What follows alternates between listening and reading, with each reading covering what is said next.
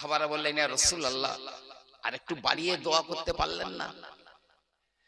এত উম্মতের মধ্যে মাত্র ৭০,০০০। নবী বলছে, এই তোমাদের জন্য আমি আরো বেশি দোয়া করেছি। আমার আল্লাহ রাব্বুল আলামিন ওই যে ৭০,০০০ মানুষকে বিনা হিসাবে জান্নাতে দেবেন, ওদের এক একজনের সঙ্গে আরো ৭০,০০০ করে মানুষকে আমার আল্লাহ বিনা হিসাবে জান্নাতি বানিয়ে দেবে। প্রথমে ৭০,০০০, ওই ৭০,০০০ এক একজনের সঙ্গে ৭০,০০০, কত হবে? সাহাবারা বললেন, ইয়া রাসূলুল্লাহ, আর একটু বেশি করে দোয়া করেন না। আল্লাহর নবী বলেন, ও আমার সাহাবারা, আমি তোমাদের জন্য আরো বেশি দোয়া করেছি। হাত দুটো বাড়িয়ে আমার রাসূলুল্লাহ বললেন, আমার আল্লাহ আমাকে এত দিয়েছেন। হাদিসের রাবী বর্ণনা করেন, আল্লাহর নবী যে দুহাত প্রসারিত করে বললেন এত দিয়েছেন, ওর ভিতরে কত কোটি কোটি কোটি কোটি কোটি কোটি মানুষেরা বিনা হিসাবে জান্নাতে চলে যাবে।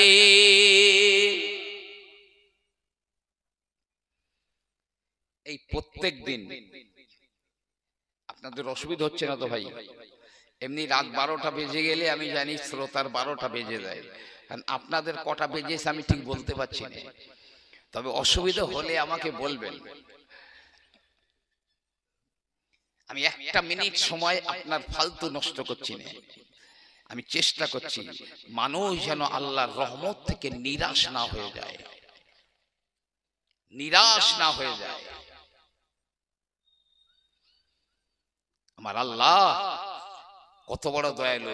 প্রত্যেক দিন হাদিস পাকে সে প্রত্যেক দিন আল্লাহ ৬,০০০ করে মানুষ যারা জাহান্নামে যাবার উপযুক্ত হয়ে গেছে অটোমেটিক, ৬,০০০ মানুষকে আমার আল্লাহ জান্নাতের উপযুক্ত বানিয়ে দেন। সুবহানাল্লাহ। প্রতিদিন। আর শুক্রবারের দিনে ২৪ ঘন্টা, মানে বৃহস্পতিবার, আগামীকাল সূর্য ডুবে যাবে তখন থেকে আর শুক্রবারে সূর্য অস্ত যাবার আগ পর্যন্ত এই ২৪ ঘন্টা, প্রতি ঘন্টায় এক ঘন্টায় আল্লাহ ৬ লক্ষ করে জাহান্নামের উপযুক্ত ব্যক্তিদের জান্নাতের উপযুক্ত বানিয়ে দেন। হাদিস পাকে এসেছে। জি, প্রতিদিন ৬,০০০, আর শুক্রবারের ২৪ ঘন্টার এক ঘন্টায় ৬ লক্ষ করে। কত মানুষকে আল্লাহ জাহান্নামে যাবার উপযুক্ত মানুষকে জান্নাতে যাবার উপযোগী বানিয়ে দেবেন। কেউ আছে দুনিয়াতে এত এত ভালোবাসে, এত মহব্বত করে? আসলে আল্লাহকে আমরা ঠিক চিনতে পারিনি এখনো। কেন জানেন? নিজের নফসকে চিনতে পারেনি। মান আরাফা নাফসাহু ফাকাদ আরাফা রাব্বাহু, যে নিজের নফসকে চিনতে পেরেছে, নিজের প্রবৃত্তিকে চিনতে পেরেছে, ও তার রবকে চিনতে পেরেছে। যারা আমার আল্লাহকে চিনতে পেরেছে, অবশ্যই তারা তাদের নফসকে চিনতে পেরেছে।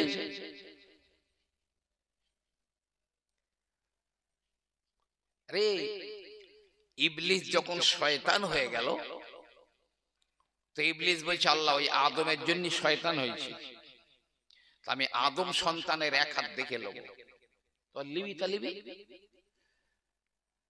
আল্লাহ, আমি সামনের দিক থেকে, আদম সন্তানের সামনের দিক থেকে ধোঁকা দেব।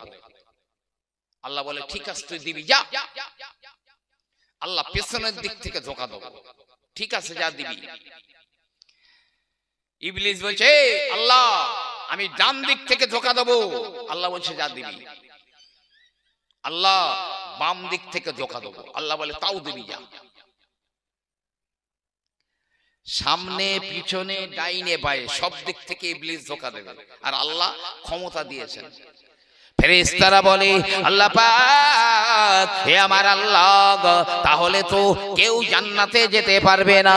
ইবলিস যদি সামনে দিয়ে ধোঁকা দেয়, পেছন দিয়ে ধোঁকা দেয়, ডাইনে দিয়ে ধোঁকা দেয়, বাম দিক দিয়ে ধোঁকা দেয়, কেউ তো জান্নাতে যেতে পারবে না। আমার আল্লাহ পাক বলেন, এ ফেরেশতারা, কোনো ভয় নাই, কোনো চিন্তা নাই। ইবলিস চার দিক নিয়ে নিয়েছে, কিন্তু আমি আল্লাহ ওকে দুটো দিক ভুলিয়ে দিয়েছি। উপরের দিকটা নিতে পারে না, আর নিচের দিকটাও নিতে পারিনি। শুনে রাখে ফেরেশতারা, আমার বান্দারা, আমার বান্দিরা যখন আল্লাহু আকবার বলে সাজদায় চলে যাবে, ওই সাজদা থেকে মাথা উঠাবার আগে আমি আল্লাহ পাক ওদের জীবনের तमाम গুনাহগুলোকে মাফ করে দেব।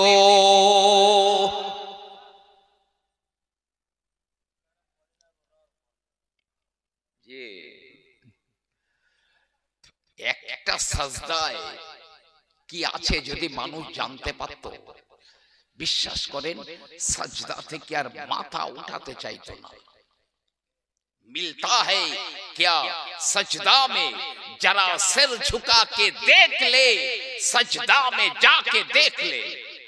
একটা সাজদায় কত মজা রয়েছে, একবার মাথা নিচু করে সাজদা দিয়ে দেখো। আল্লাহ বলছে সাজদা দিয়েছে, মাটি থেকে ওর মাথা উঠবার আগে আমি আল্লাহ ওরে ক্ষমা করে দেব। সুবহানাল্লাহ।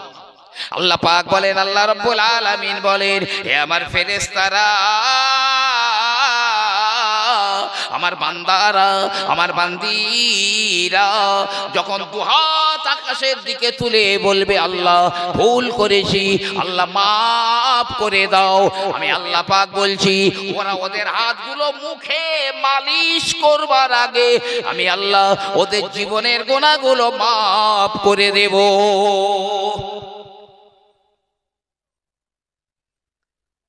কাল রাত এক বড় মহা সুযোগ,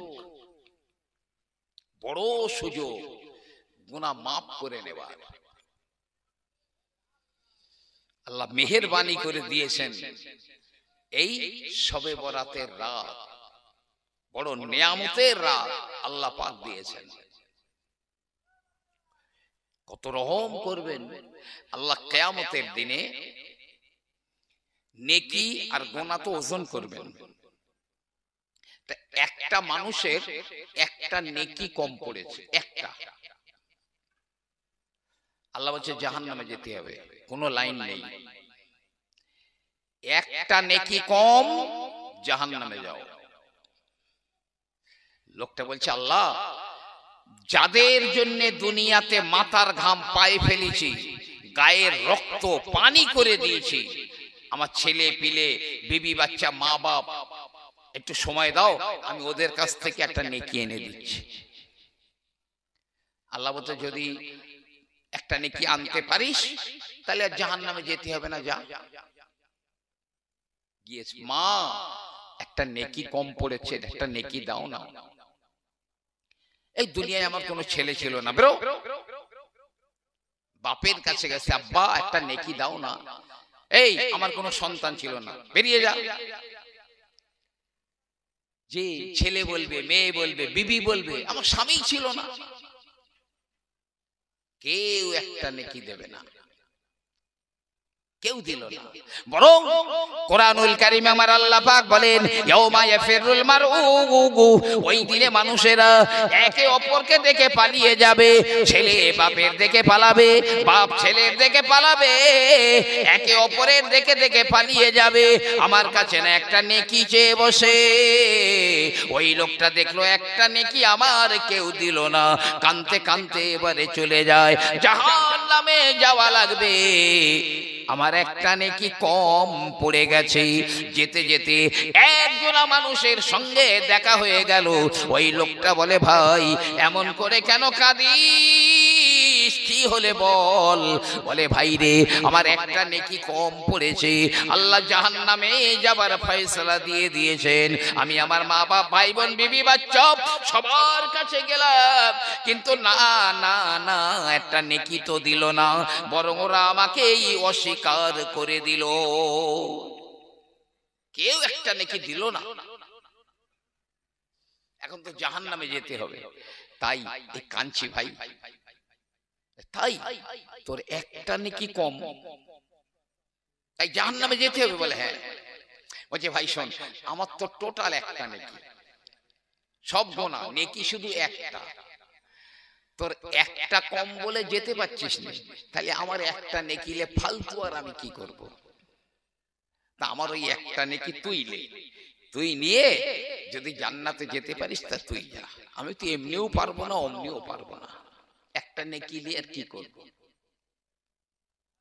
একটা নেকি ওকে দিয়ে দিয়েছে। আল্লাহ রাব্বুল আলামিন বলেন ওই দুটোকেই ডেকে নিয়ে আয়। ফেরেশতারা দুজনকেই ধরে নিয়ে গেল। আমার আল্লাহ পাক বললেন, হে আমার বান্দা, তোর একটা নেকি কম ছিল, ওই একটা নেকি পূরণ হয়ে গেছে, তুই তো জান্নাতে যাবি। আর যে ওই একটা নেকি দিয়েছিল ও তো আর কিছু নাই। আমার আল্লাহ পাক বলবেন, হে আমার বান্দা, তুই কি আমার চেয়ে বড় দয়ালু, আমার চেয়ে বড় মেহেরবান? না না না, আমি হলাম আরহামার রাহিমিন। আমি আল্লাহ কত বড় দয়াবান দেখ রে, আমি আল্লাহ তোকেও ক্ষমা করে দিলাম। জি, যা তোরে ক্ষমা করে দিলাম। কিয়ামতের দিন আল্লাহ দুটো মানুষকে জাহান্নামে যেতে বলবেন, এই যা জাহান্নামে যা। একটা মানুষ এত জোরে দৌড়চ্ছে জাহান্নামের দিকে, পড়ি মরি করে দৌড়চ্ছে, আর একটা লোক দু চার পা যাচ্ছে আর পিছনে তাকাচ্ছে, আবার দু চার পা যায় আবার পিছনে তাকায়। আল্লাহ বলছে এই দুটোরই ধরে আন, দুটোরই ধরে এনেছে। এই তোরে তো জাহান্নামে যেতে বলেছি, তো তুই অত পরিমরি করে দৌড়াচ্ছিস কেন? জাহান্নাম তো আরামের জায়গা না, তো অত জোরে দৌড়াস কেন? বলছে আল্লাহ, দুনিয়ায় তো তোমার হুকুমের খেলাফ চলেছি, তোমার হুকুম মানিনি, আমার জাহান্নামে যেতে হচ্ছে। এখন হাসর ময়দানে তুমি আমাকে আবার হুকুম দিয়েছো এই জাহান্নামে যা, এখানে যদি গড়িমসি করি না জানি ওর চাইতে আবার কি কঠিন আযাব আমার কপালে আছে, তাই দৌড়াচ্ছি। এরে বলছে তুই দুই চার পা যাচ্ছিস আর পিছনে তাকাচ্ছিস, ব্যাপার কি? আল্লাহ, আমি তো দুনিয়াতে শুনিয়ে এসেছিলাম আল্লাহ তুমি আরহামার রাহিমিন, এখন একে এসে দেখছি তো পুরো উল্টো, তুমি অত বড় দয়াবান, তা আমার বলতো জাহান্নামে যেতি। তাই দুই চার পা যাচ্ছিলাম আর মনে মনে ভাবছিলাম মনে হয় আল্লাহর দয়া হয়ে গেল, তাই পিছনে তাকাচ্ছিলাম, মনে হয় আল্লাহ আমার ডাকবেন, এই ফিরিয়ে আয় ফিরিয়ে আয়। আবার দু চার পা গিয়ে আবার দেখছিলাম মনে হয় আল্লাহ ওই ডাকলো আমার, এই তো যেতে হবে না, ফিরে আয়। আমার আল্লাহ রাব্বুল আলামিন বড় মেহেরবান হয়ে যাবেন। আমার আল্লাহ পাক বলবেন, হে আমার দুটো বান্দারা, যা যা যা, আমি আল্লাহ পাক তোদের দুজনকেই মাফ করে দিলাম।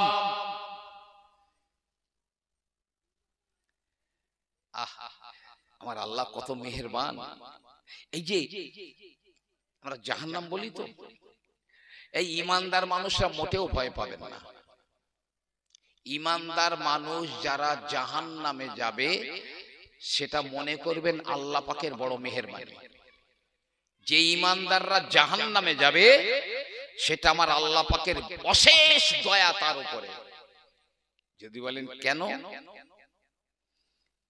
নবীজি বলেছেন নাসিবা উম্মতি ফি নারে জাহান্নাম, জাহান্নামের ভিতরে আমার উম্মতের অবস্থা তো এমন হবে কানাসিবে খালিল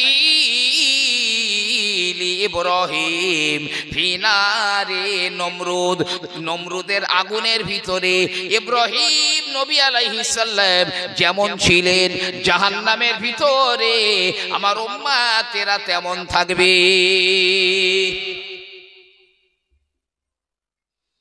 এই নমরুদের আগুনে ইব্রাহিম নবীকে ফেলে দিয়েছিল, তো ইব্রাহিম নবী কি পুড়ে পুড়ে একদম ছাই হয়ে গিয়েছিল নাকি? একটা পশমও পড়েনি। নবী বলছে আমার উম্মতেরা জাহান্নামে যাবে ওই নমরুদের আগুনের মধ্যে ইব্রাহিম আলাইহিস সালাম যেমন ছিলেন তেমন থাকবে। কেন জাহান্নামে তাহলে দিয়েছেন কেন?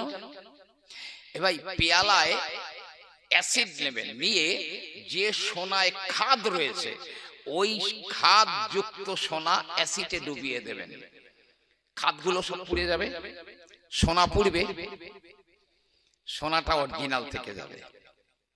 তো মানুষের একটাও যদি একটা গোনাও যদি থাকে ও কোনোদিন জান্নাতে ঢুকতে পারবে না।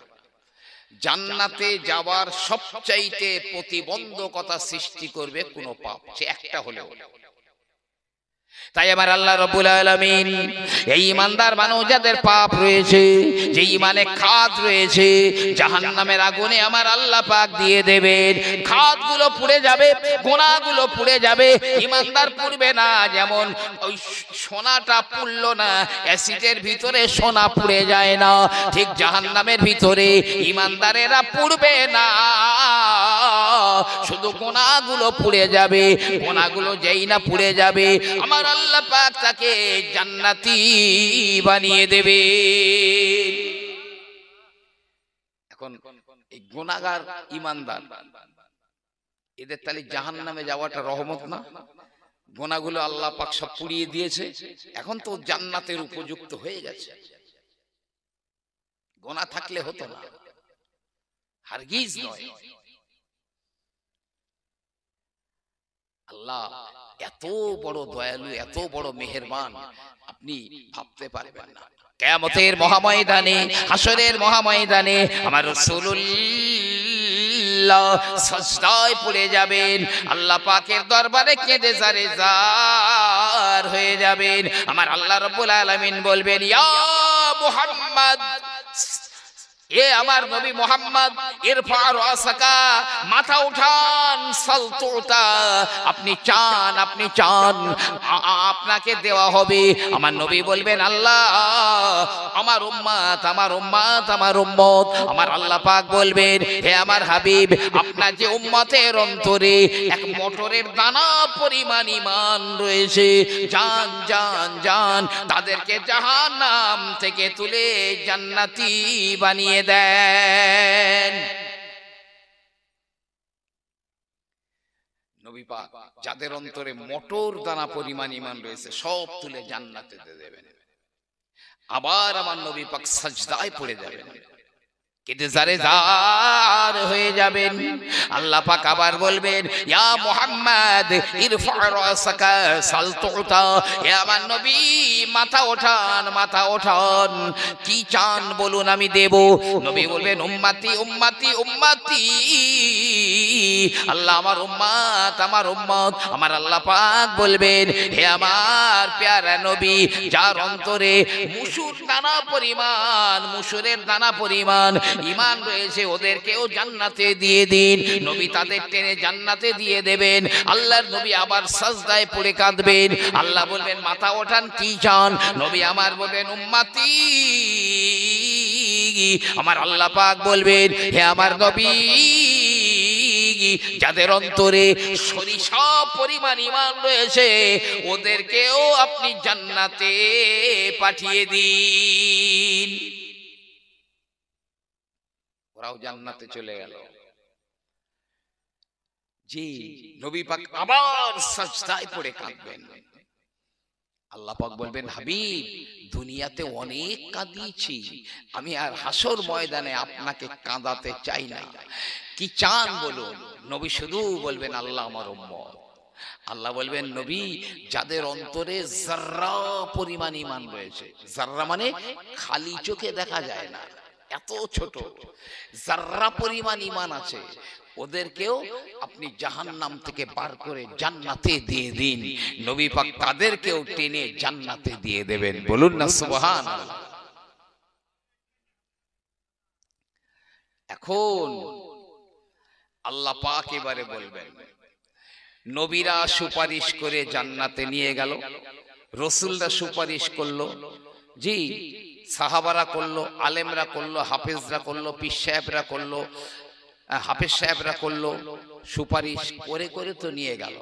তা আমি তো আরহামার রহিমিন, এবারে আমি আমার কারিশমা দেখাবো। আমি আল্লাহ যে আরহামুর রহিমিন, এবার আমি আমার দয়া দেখাবো। আমার আল্লাহ রাব্বুল আলামিন ছাড়া কেউ জানবে না তাদের ভিতরে ঈমান রয়েছে। ঈমানটা এত ক্ষুদ্র, এত সূক্ষ্ম, আমার আল্লাহ পাক ছাড়া কেউ জানবে না। আমার আল্লাহ রাব্বুল আলামিন কোটি কোটি কোটি কোটি মানুষকে জাহান্নাম থেকে তুলে জান্নাতি বানিয়ে দিবেন। সে আল্লাহকে চিনতে পারিনি গো। কোন প্লেয়ার কি করেছে, কোন নায়ক কি করেছে, কোন নায়িকা কি করেছে, তাইলে মাতামাতি শুরু করেছি। ও তোমার ঘরের দিকে ফিরে একবার মতেও না, একবার থুতুও ফেলে না। আর বাম স্তনের দু আঙুল নিচের চোখটা যদি তোমার খোলা থাকে, মদিনার সবুজ গম্বুজের নিচে একবার তাকিয়ে দেখো। উম্মতের জন্য আমার নবী এত কান্না কাঁদছেন, চোখের পানিতে আমার নবী পাকের কবরটা ভিজে গিয়েছে শুধু উম্মতের জন্য। উম্মত এত নিমক হারাম।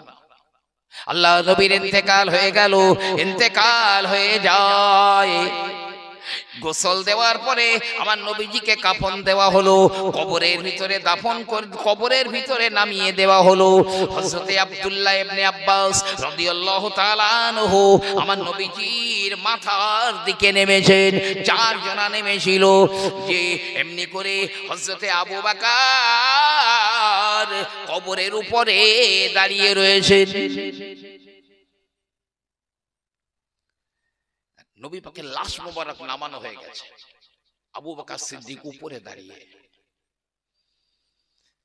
হযরতে আবু বকর সিদ্দিক বলছে, আব্দুল্লাহ ইবনে আব্বাস, তোমার খোদার কসম দিয়ে বলছি, আমার নবীর চেহারা না দেখলে আমি আবু বকর বাঁচতে পারিনি। আমার নবী পাকের চেহারা তো আর দেখা হবে না, একটুখানি আমার নবী পাকের চেহারা মোবারকের কাফনটা একটু সরিয়ে দাও না, আমি একটু জনমের মতো আমার রসুলের চেহারাটা একটু দেখে নিই। খুব কাঁদছেন। আব্দুল্লাহ ইবনে আব্বাস রাদিয়াল্লাহু তাআলা আনহু, তিনি আবু বকরের কান্না দেখে মনে বড় দয়া হয়ে গেল। আমার রাসূলুল্লাহর মুখের কাপড়খানা সরিয়ে দিয়ে দেয়। হযরতে আবু বকর আমার রাসূলুল্লাহর চেহারা মোবারকের দিকে অপলক নেত্রে তাকিয়ে রয়েছে। এক সময়ে হযরতে আবু বকর সিদ্দিক ডুকরে কেঁদে উঠে বলে, ও আব্দুল্লাহ ইবনে আব্বাস, ওই দেখো দেখো আমার নবী পাকের দিকে তাকিয়ে দেখো, আমার নবীজির ঠোঁট দুটো নড়ানড়ি করে কেন, আমার নবীজির চোখের কোণায় কেন পানি জমে যায়। আব্দুল্লাহ ইবনে আব্বাস বলেন, আমি তাড়াতাড়ি করে আমার নবী পাকের চেহারা মোবারকের দিকে তাকালাম, দেখি সত্যিই তো আমার নবীর ঠোঁট দুটো নড়ছে, চোখের কোণায় বিন্দু বিন্দু পানি জমে গিয়েছে। এমনি করে হযরতে আব্দুল্লাহ ইবনে আব্বাস বলেন, আমি আমার কানটা আমার রাসূলুল্লাহর মুখের কাছে নিয়ে গেলাম। আমি শুনতে পাই আল্লাহর নবী ঠোঁট নেড়ে নেড়ে নেড়ে অল্প অল্প আওয়াজ হয়। নবী আমার বলেন, আল্লাহ আমার উম্মত আমার উম্মত আমার উম্মত গুলোকে বাঁচিয়ে দাও। তখনও কবরের উপরে মাটি চাপা দেওয়া হয়নি। এত নিমক হারাম আমরা নবীর আদর্শ মানতে রাজি নই। নবী বললেন, কেউ জাহান্নামে যাবে না, তবে যারা আমার অবিশ্বাস করে তারা জাহান্নামে যাবে। সাহাবারা বললেন, ইয়া রাসূলুল্লাহ, আপনার অবিশ্বাস করে কারা? নবী বললেন, আমি যে দিন যে শরীয়ত এনেছি, এই শরীয়তটা যারা মেনে নেয় না, যারা বাস্তবায়িত করে না, তারা আমি রাসূলুল্লাহ আমাকেই তারা মানে না, তারা আমাকেই মানে না। আল্লাহ এত বড় দয়াবান, এত বড় মেহেরবান, আমার নবীজিও। ভাই আমার, বাবাজিরা আমার, শুনে রেখে দিন, কোনদিন কখনোই বা কখনো শুনে থাকবেন, হয়তো আমি কখনো বলে থাকবো। একদা আম্মাজান আয়েশা সিদ্দিকা রাদিয়াল্লাহু তাআলা আনহা তিনি কি করলেন, আমার নবীজির হাতটা ধরে ফেললেন। আল্লাহর নবী বলেন, ও আয়েশা কেন আমার হাতটা এমন করে ধরলে? আম্মাজান আয়েশা বলে, আয় আল্লাহর নবী গো গো হুজুর, কিয়ামতের মহাময়দানে, হাসরের মহাময়দানে কোটি কোটি মানুষেরা থাকবে, আমি ওই ভিড়ে আমি আপনার খুঁজে পাবো না। আয় আল্লাহর নবী গো, আপনার কিয়ামতের ময়দানে যদি আমি আয়েশা আপনার সঙ্গে মোলাকাত করতে চাই, আপনার কোনো ঠিকানা কি রয়েছে একবার বলবেন? তাহলে আমি সেই ঠিকানায় গিয়ে আপনার সঙ্গে দেখা করে নেব। নবী পাক বললেন, আয়েশা আছে, আমার একটা ঠিকানা আছে, অত লোকের মধ্যে তুমি তো পাবে না, একটা ঠিকানা আছে আমার, ওখানে গেলে পেয়ে যাবে। কোথায় কোথায়? প্যারা নবী সাল্লাল্লাহু আলাইহি ওয়াসাল্লাম বললেন, ও বিবি আয়েশা, যেখানে আমার উম্মতের নেকি আর গুনাহ ওজন করা হবে, ওই মিজানের পাল্লার ধারে আমি রাসূলুল্লাহ দাঁড়িয়ে থাকবো। আম্মা জান আয়েশা বললেন, ইয়া রাসূলুল্লাহ, হে ইয়া হাবিবাল্লাহ, কেন মিজানের ধারে আপনি দাঁড়িয়ে থাকবেন হুজুর? নবী আমার বললেন, ও আমার আয়েশা, আমার উম্মত গুলো বড় গুনাহগার, আমার উম্মতের নেকি কম গুনাহ বেশি, তাই যদি আমার কোন উম্মতের নেকির পাল্লাটা হালকা হয়ে যায়, গুনার পাল্লা যদি ঝুঁকে যায়, আমি রাসূলুল্লাহ সইতে পারবো না, আমার উম্মতকে তো নিশ্চয়ই জাহান্নামে টেনে নিয়ে যাবে। তাই আমি রাসূলুল্লাহ আমার উম্মতের নেকির পাল্লাটা ধরে আমি ঝুলে পড়ে যাব। সরে বলুন না সুবহানাল্লাহ। যে উম্মতের নেকির পাল্লাটা হালকা হয়ে যাবে, সেই নেকির পাল্লা ধরে আমি ঝুলে পড়বো, পাল্লাটা ঝুঁকে যাবে। আল্লাহ দেখো এবারে, আল্লাহ আমার উম্মতের নেকির পাল্লাটা ঝুঁকে গিয়েছে, আল্লাহ তো সব দেখছেন। আমার আল্লাহ পাক বলবেন, হে আমার হাবিব, ছেড়ে দিন, পাল্লাটা ছেড়ে দিন, আপনি যাতে রাজি আমি আল্লাহ তাতে রাজি। জান জান জান, আমি আপনার উম্মতকে মাফ করে দিলাম। কোন জমিদার যাবে?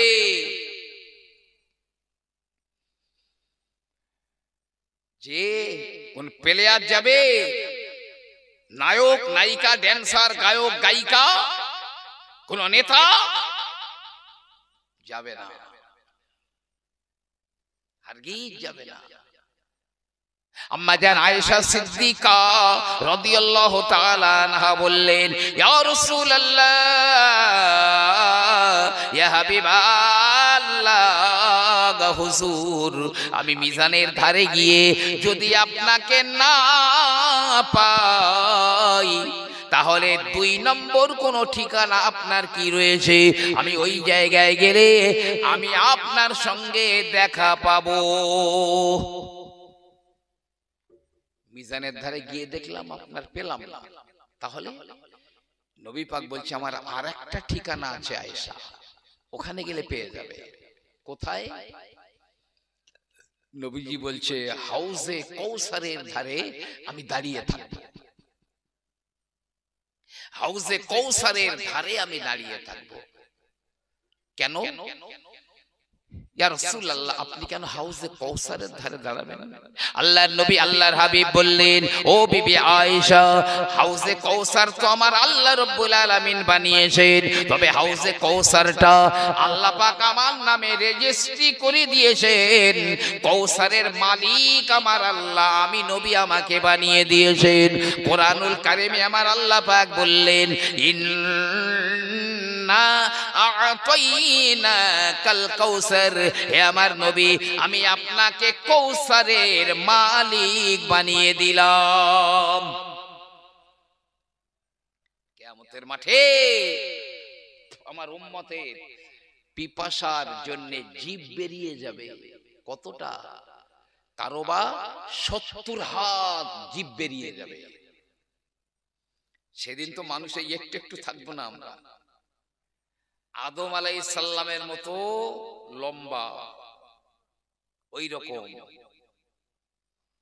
আমাদের বাবা আদম আলাইহিস সালাম একটা রুটি খেতেন।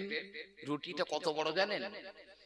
70 হাত দড়ি গোল করলে যত বড় হয়, এক একটা রুটি ছিল অত বড়। 7.5 লক্ষ ভাষায় বাবা আদম আলাইহিস সালাম কথা বলতে পারতেন। 7.5 লক্ষ ভাষায়। আমি কিতাবপত্র পড়ে বলছি। তো কারো বা জীব লম্বা হবে 3 দিনের রাস্তা পরিমাণ। এখান থেকে পায়ে হেঁটে 3 দিন যত দূর যাওয়া যাবে, এক একজনের জীব তত দূর লম্বা হয়ে যাবে। শুধু পানি দাও, পানি দাও, পানি দাও। নবী আমার বলেন, আয়েশা আমার উম্মতেরা পিপাসায় কষ্ট পাবে, আমি নবী সহ্য করতে পারবো না, তাই আমি ওই কৌসারের ধারে দাঁড়িয়ে থাকবো আর বলবো, আয় আমার উম্মতেরা চলে আয়, এ আমার উম্মতেরা আয়, আমি রাসূলুল্লাহ তোদেরকে কৌসারের পানি পান করিয়ে দেব। জোরে বলুন না সুবহানাল্লাহ। और नमाजियों को भर भर के कौसर के जान अपने हाथों से देंगे रसूले अनाम। যারা নামাজ পড়ে, যারা নামাজি মানুষ, ওরা যখন পানির পিপাসায় কষ্ট পেয়ে যাবে, আমার নবী পাক বলবেন, আয় আয়, আমি নবী তোদের পানি পান করাবো, কৌসারের পানি। একবার যে পান করে নেবে আর কোনোদিন তার পিপাসা লাগবে না। এই জন্য কৌসারের ধারে দাঁড়িয়ে থাকবো। আম্মা জান আয়েশা সিদ্দিকা বলছে, রাসূলুল্লাহ কৌসারের ধারে গিয়েও যদি না পাই তাহলে কি হবে? আর কোন ঠিকানা আছে বলবেন? আর কোন ঠিকানা আছে? নবী বললেন, আয়েশা আরো একটা ঠিকানা আছে, আমি দাঁড়িয়ে থাকবো সেই পুলসিরাতের ধারে। আল্লাহ একটা ব্রিজ বানাবেন, পুল বানাবেন, 15,000 বছরের রাস্তা, কেউ বলেছেন 30,000 বছরের রাস্তা। চুলের চেয়ে সরু, তলোয়ারের চেয়ে ধার, দুই দিকে তীক্ষ্ণ ধারালো কাঁটা। জি, 5,000 বছর সোজা, 5,000 বছর সমান, 5,000 বছর নিচে এই ব্রিজ পার হতে হবে। কোন কাফেরকে পুলসিরাতে উঠতে হবে না। কাফেরদের জন্য জাহান্নামের বাইপাস রয়েছে, বাইপাস দিয়ে ডাইরেক্ট জাহান্নামে যাবে। শুধু ঈমানদার মুসলমানদের ওই পুল পার হতে হবে।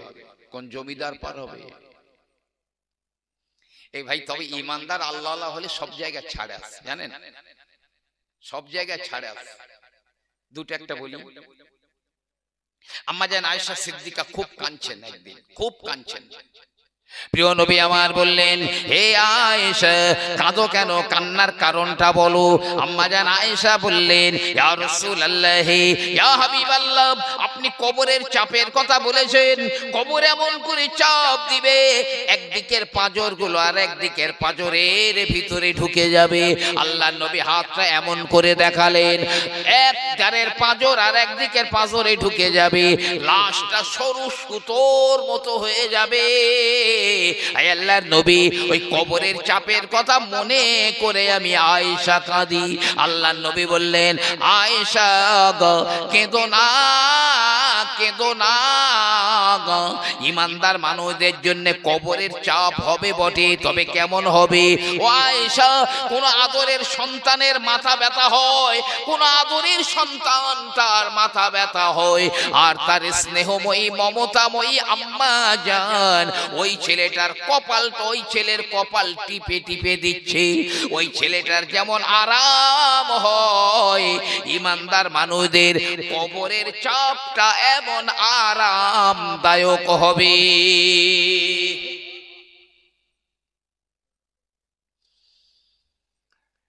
কিয়ামতের একটা দিন 50,000 বছরের মতো লম্বা হবে। 50,000 বছরের মতো লম্বা হবে।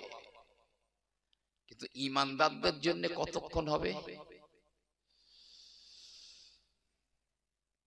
নবীজি বলছেন, সকালবেলা ফজরের 2 রাকাত সুন্নত নামাজ পড়তে যতটুকু সময় লাগে, কিয়ামতের দিনটা, হাসরের দিনটা মুসলমানদের জন্য অতটুকু সময় মনে হবে।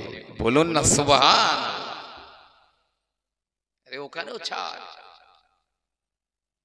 ওখানেও ছাড় আছে।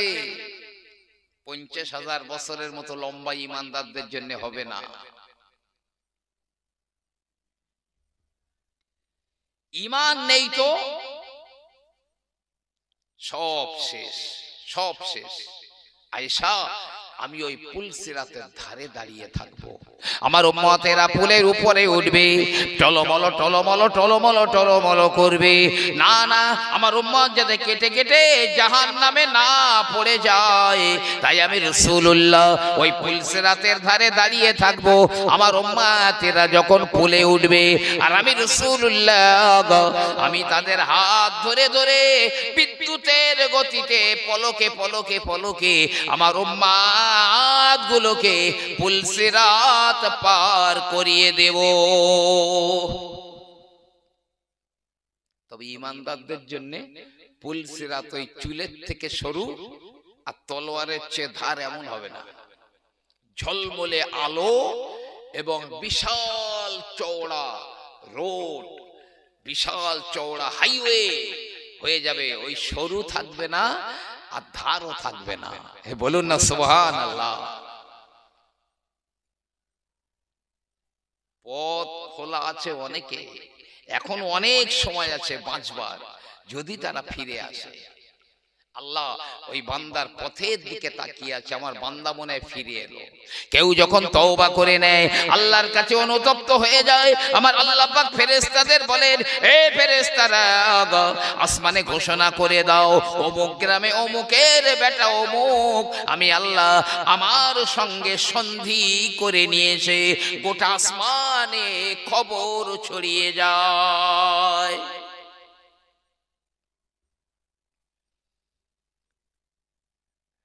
জি, আমি নিশ্চয়ই কখনো বলে থাকবো, আল্লাহ বান্দার তওবা কত তাড়াতাড়ি কবুল করে। আমি অনেকবার অনেক জায়গাতেই বলেছি, তারপরেও বলছি, আল্লাহ কত তাড়াতাড়ি বান্দার তওবা কবুল করে। খলিফা হযরতে ওমর রাদিয়াল্লাহু তাআলা আনহু আইন করে দিয়েছেন। আইন কি আইন? যে মদ বয়ে নিয়ে যাবে, মদ যে বয়ে নিয়ে যাবে তাকেও 80টা দুররা মারা হবে, 80টা দুররা। তো একদিন এক যুবক ছেলে থলের ভিতরে 2 বোতল মদ নিয়ে উটের পিঠে চেপে আসে। আল্লাহর কি শান, ওই রাস্তায় খলিফা ওমর রাদিয়াল্লাহু আনহু তিনিও আসছেন। যুবক দেখতে পেয়েছে এই রাস্তায় তো খলিফা ওমর আসছে, সর্বনাশ। ওমর যদি বলে, এই প্যাকেটে কি আছে, থলে কি আছে বার কর, তো মদ বেরোবে, আর মদ বেরোলে তো 80টা দোররা মারবে, আর 80 দোররা মারার আগে, শেষ হওয়ার আগে আমি তো গ্যারেজ হয়ে যাব। এখন বিড়াল গুতোয় পড়ে গাছে উঠে গেছে। যুবক বলে, আল্লাহ এ আমার মাওলা গো, আমি জীবনে কোনোদিন আর মদ বহন করব না, আমি কোনোদিন এই কাজ আর করব না, আমি তওবা করে নিলাম। আল্লাহ পাক ওমর থেকে আমাকে বাঁচিয়ে দাও, ওমরের হাত থেকে আজ তুমি বাঁচিয়ে দাও আমাকে। ইতিমধ্যে খলিফা ওমর চলে এসেছে। এই দাঁড়াও। দাঁড়িয়েছে। কি আছে ওই থলের ভিতরে? ও কি বলবে? আছে তো মদ। এখন মুখ দিয়ে বার হয়ে গেছে, হুজুর এই থলের মধ্যে 2 বোতল সিরকা রয়েছে। সিরকা মানে ভিনিগার, সিরকা রয়েছে। ওমর বলছে, বার করো, আমি দেখবো। বার করো। এর তখন তো আপ ডাউন। আস্তে আস্তে বোতল দুটো বার করেছে। বার করে দেখছে ওর ভিতরে মদ নেই, 2 বোতল ভিনিগার রয়েছে, সিরকা রয়েছে। জোরে বলুন সুবহানাল্লাহ। একবার আল্লাহর কাছে তওবা করেছে, একবার।